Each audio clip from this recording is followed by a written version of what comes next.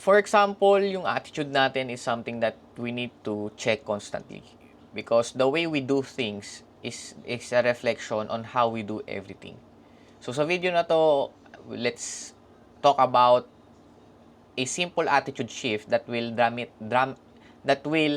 dramatically improve your life. I'm Jones and I help men conquer the fear of rejection. And dito sa video na to, pag-usapan natin yung mindset shift na ginagawa ko in order for me to be the best version of my life every single day.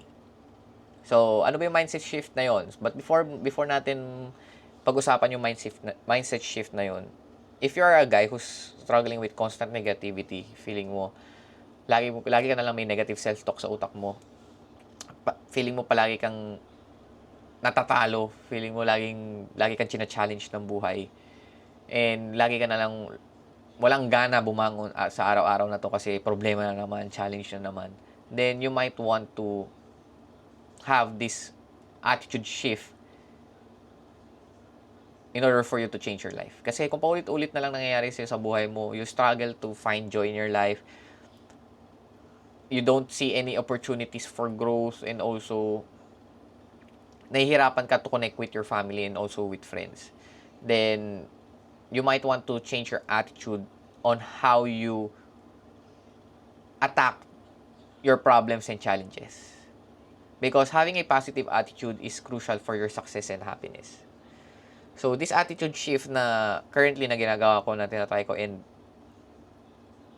so far is effective sa akin, is having this mindset of doing the best that I can in all things. For example, kahit anong gawin ko is binibigay ko yung best ko, kahit gaano pa kaliit yan. For example, nag-aayos lang ako ng kama, ibibigay ko yung best ko sa pag-ayos ng kama. Because this kind of attitude will reflect on how you will do other things in your life. How you do small things in your life reflects on how you do everything in your life. Kung sa pag-aayos pa lang ng kama, hindi mo pa lang nabibigay yung best mo, paano mo pa ibibigay yung best mo sa iba mong pang ginagawa? So, I want you to start to do your best in everything that you do. For example, sa pag-toothbrush mo, huwag kayong mag-toothbrush ng bara-bara lang. Mag-toothbrush ka giving your best to it. Be giving the best that you can for that specific time. So, ganun. So, alam mo na nag-toothbrush ka ng maigi. So for that one, parang siyang domino na makaka-affect sa other mong gagawin.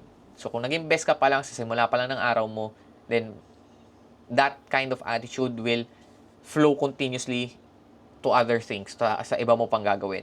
So, if ginawa mo yun palagi, for sure, you'll attract more positive experiences, you'll improve your relationship and connections, and lastly, you will feel more proud to yourself. Kasi alam mo, binigay mo yung best sa araw na to.